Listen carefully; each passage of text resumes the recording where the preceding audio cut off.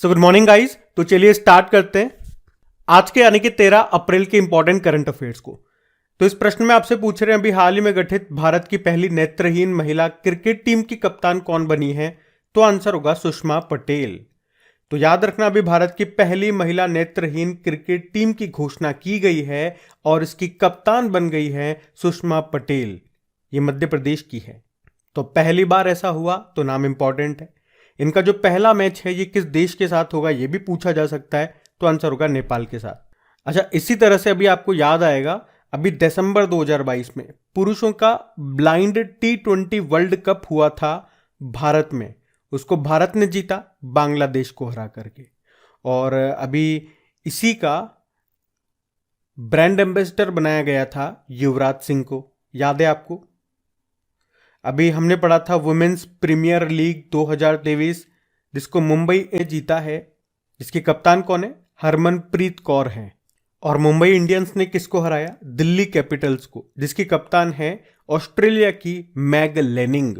इस बार टोटल कितनी टीमें खेली है? 5 टीमें खेली है। टाइटल स्पॉन्सर है टाटा। सबसे महंगी प्लेयर कौन रही? स्मृति मंधाना, जिसको किसने खरीदा था? रॉयल चैलेंजर्स बेंगलुरु ने। उसके अलावा आईसीसी अंडर 19 T20 महिलाओं का विश्व कप अभी 2023 में हुआ, पहली बार साउथ अफ्रीका में हुआ। भारत ने जीत लिया इंग्लैंड को हरा करके।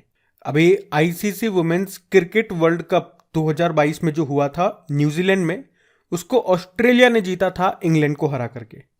अभी आपको याद होगा ICC women's T20 world cup 2023 जो कि साउथ अफ्रीका में ही हुआ था, उसको ऑस्ट्रेलिया ने जीता था साउथ अफ्रीका को हरा करके।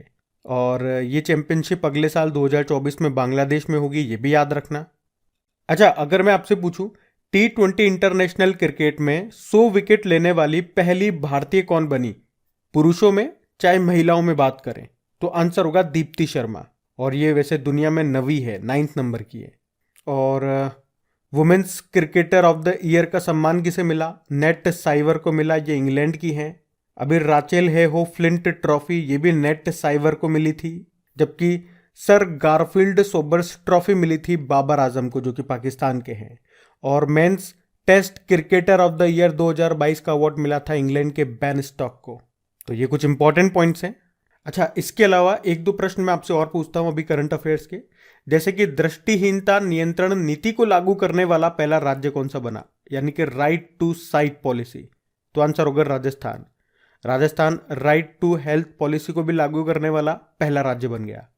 अभी नेत्रहीनों के लिए भारत का पहला इंटरनेट रेडियो जिसका नाम है रेडियो अक्ष, ये कहाँ पे लॉन्च हुआ? नागपुर में।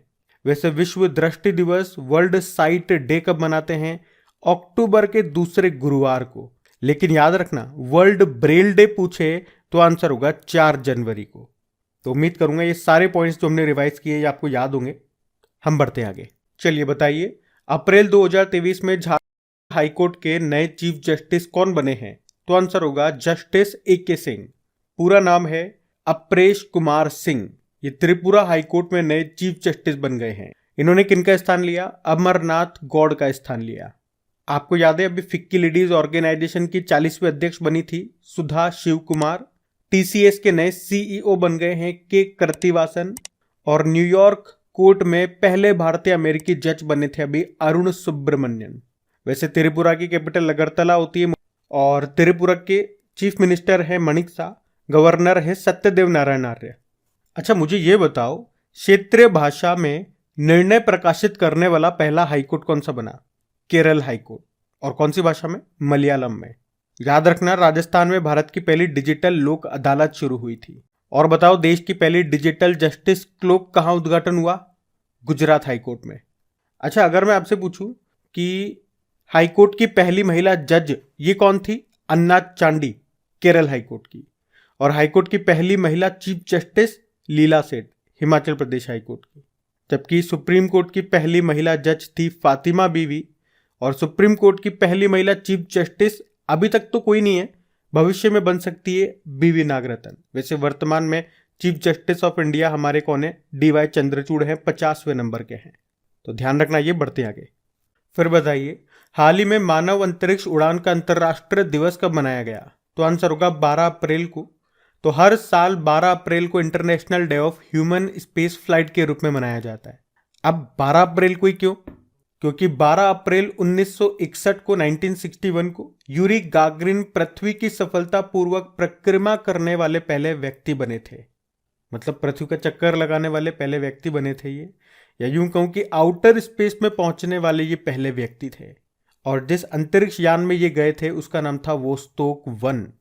ये किस देश के थे? सोवियत संघ के थे। अच्छा, अगर मैं आपसे पूछूं अभी सऊदी अरब की पहली महिला अंतरिक्ष यात्री कौन बनी है, तो नाम याद रखना। ये करंट अफेयर्स के प्रश्न है जो आपको बता रहा हूं मैं। रायाना बर्नावी। और पूछूं कि दुनिया के पहले विकलांग अंतरिक्ष यात्री को अभी यूरोपियन स्पेस एजेंसी ने कहा कि वो स्पेस में भेजेंगे, तो उन अंतरिक्ष यात्री का नाम क्या है? जॉन मैकफॉल, ब्रिटिश पैरालंपिक धावक हैं ये।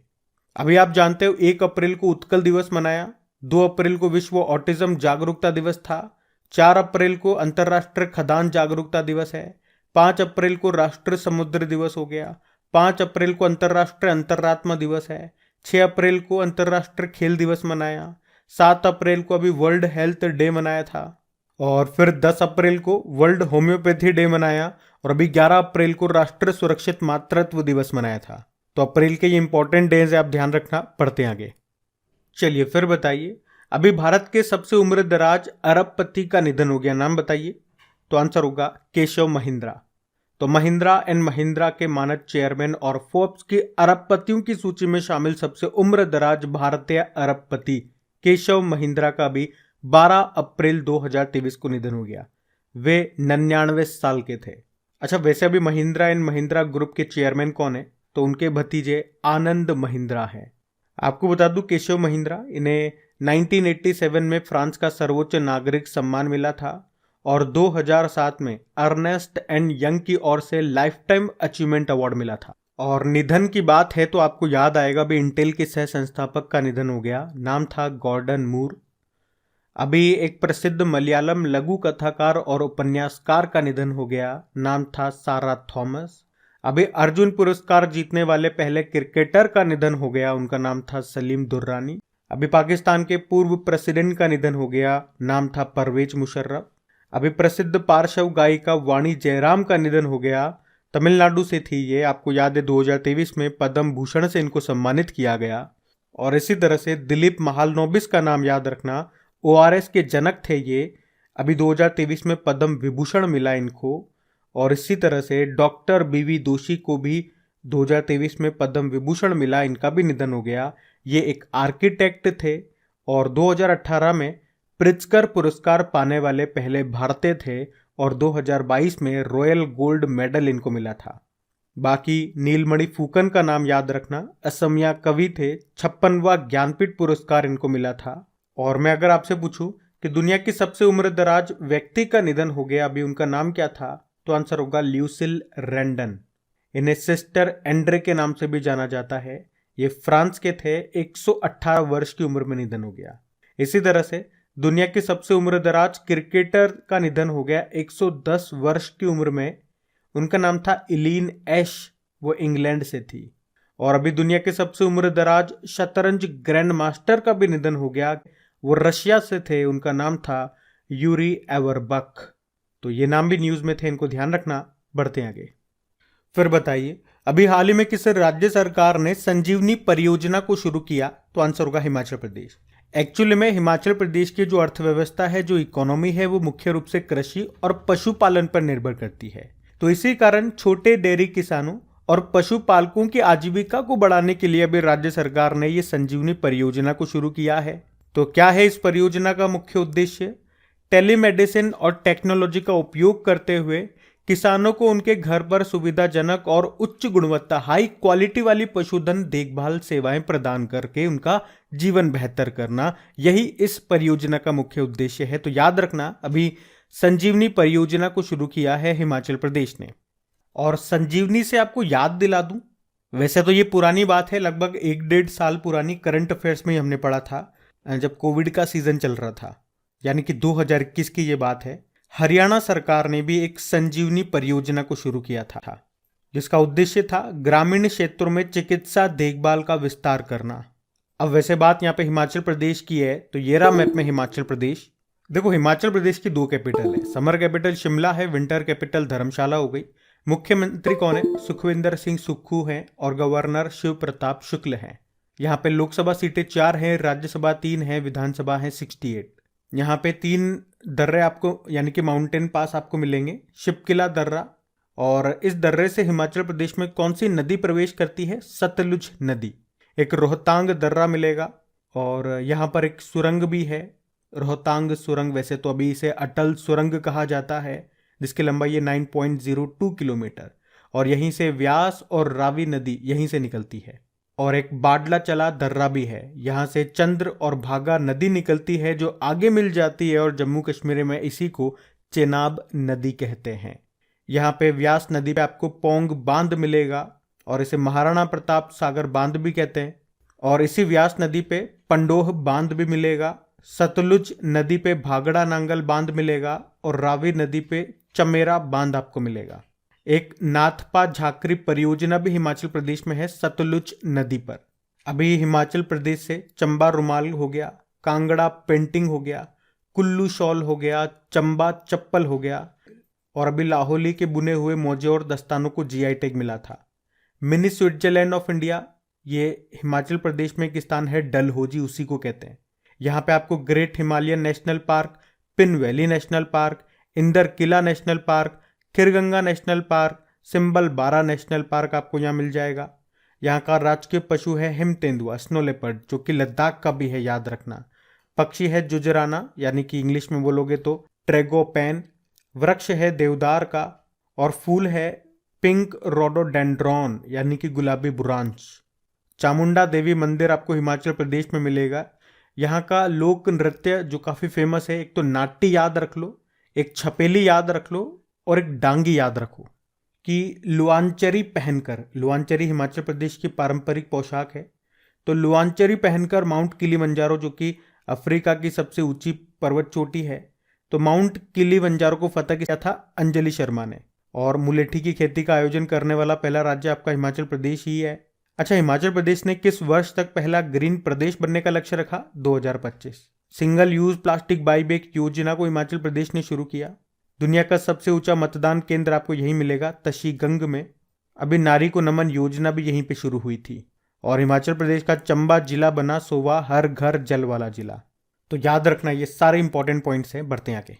चलिए फिर बताइए, अभी हाल ही में किसने विश्व शतरंज आर्मागेडन एशिया और ओशिनिया प्रतियोगिता को जीता? तो आंसर होगा डी गुकेश ने। तो भारतीय ग्रैंड मास्टर हैं डी गुकेश, जिन्होंने विश्व शतरंज आर्मागेडन एशिया और ओशिनिया प्रतियोगिता को जीत लिया है। इसमें इन्होंने किसे हराया? तो पूर्व विश्व रैपिड चैंपियन नोदरबैक को हराया। डी गुकेश आप जानते हो, ये भारत के सबसे युवा ग्रैंड मास्टर हैं, और अभी इन्हें एशियाई शतरंज महासंघ ने वर्ष का सर्वश्रेष्ठ खिलाड़ी भी चुना था। वैसे हमारे पहले ग्रैंड मास्टर कौन है? विश्वनाथ आनंद हैं। इनकी ऑटोबायोग्राफी माइंड मास्टर है, और 1991-92 में पहला राजीव गांधी खेल रत्न पुरस्कार इन्हीं को मिला था, जिसे अब मेजर ध्यानचंद खेल रत्न पुरस्कार कहते हैं। और इसमें पुरस्कार राशि 7.5 लाख रुपए से बढ़ा के 25 लाख कर दी गई। अच्छा, अभी 2022 का ये पुरस्कार किसे मिला? तो आंसर होगा अचंता शरत कमल को। ये टेबल टेनिस प्लेयर हैं। और अगर पूछें कि पहली महिला ग्रैंड मास्टर का नाम बताओ, तो आंसर होगा एस विजयलक्ष्मी। वैसे वर्ल्ड चेस डे कब होता है? 20 जुलाई को होता है। भारत में पहली बार चेस एकेडमी ये कहाँ पे खुलेगी? तो आंसर होगा भुवनेश्वर में।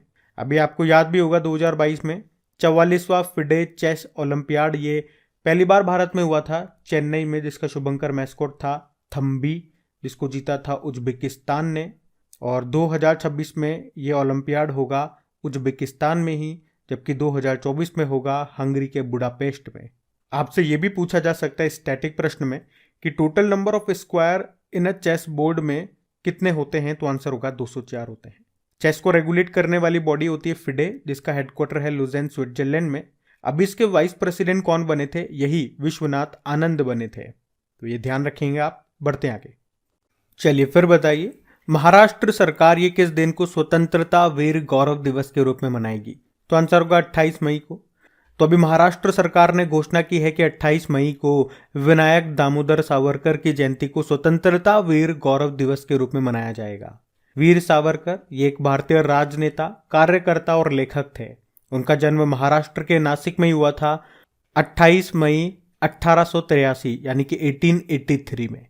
उनकी कुछ फेमस पुस्तकें हैं जैसे कि the Indian war of independence 1857, 6 glorious epochs of Indian history और Hindutva, who is a Hindu.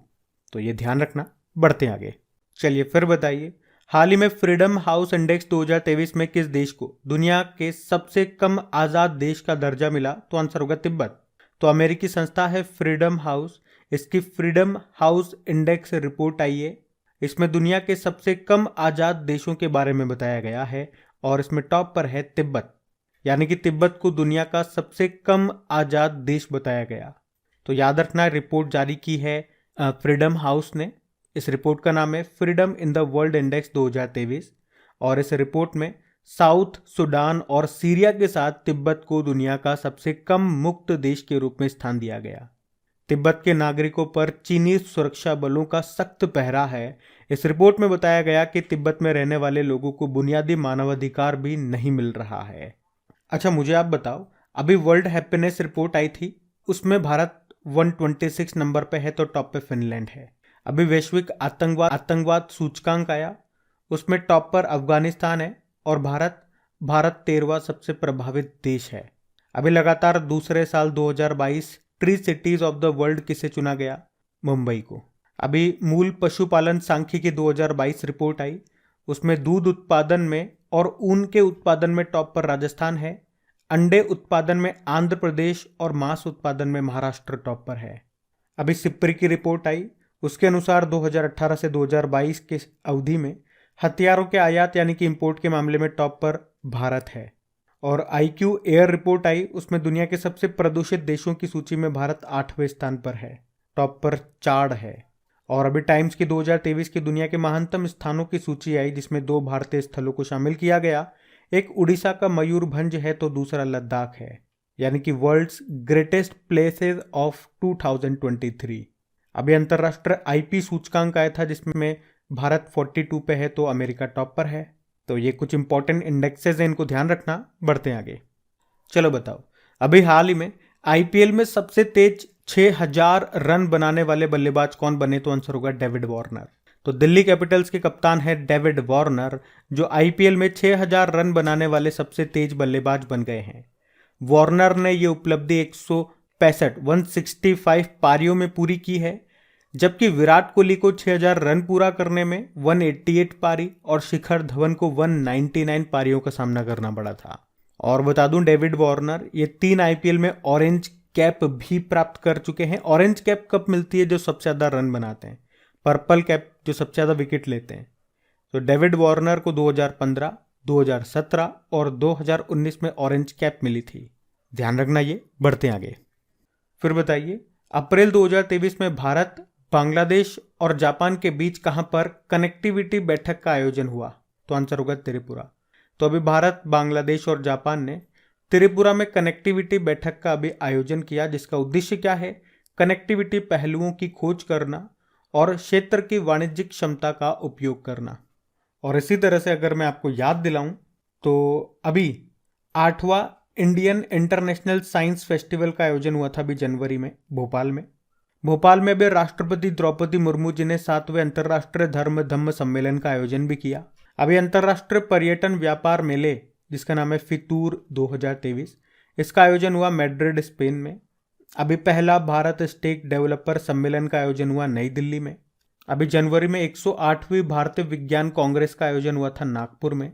उसके अलावा अभी 23वां India international sea food show का आयोजन हुआ कोलकाता में, जबकि अभी ग्लोबल बिजनेस समिट का आयोजन हुआ नई दिल्ली में, तो ग्लोबल टेक समिट का आयोजन हुआ विशाखापत्तनम में। तो ये भी कुछ पॉइंट्स हैं, ध्यान रखना। अब हम कल के करंट अफेयर्स का रिवीजन करने वाले हैं। तो पहला प्रश्न पूछा था, चुनाव आयोग ने किसे राष्ट्रीय पार्टी का दर्जा दिया?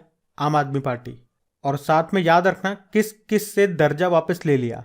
तो 3 पार्टियां हैं, तृणमूल कांग्रेस पार्टी, राष्ट्रवाद कांग्रेस पार्टी और भारतीय कम्युनिस्ट पार्टी। फिर आपसे पूछा राष्ट्रीय सुरक्षित मातृत्व दिवस कब मनाया? 11 अप्रैल को। फिर आपसे पूछा मराठा उद्योग रत्न 2023 से किसे सम्मानित किया गया? नीलेश भगवान सांबरे को। फिर आपसे पूछा फूड कॉन्क्लेव 2023 का आयोजन कहाँ हुआ? हैदराबाद में। फिर आपसे पूछा भाई अप्रैल 2023 में इन यूकोस 2023 अंतरराष्ट्रीय युद्ध अभ्यास का आयोजन कहाँ हुआ? ग्रीस में।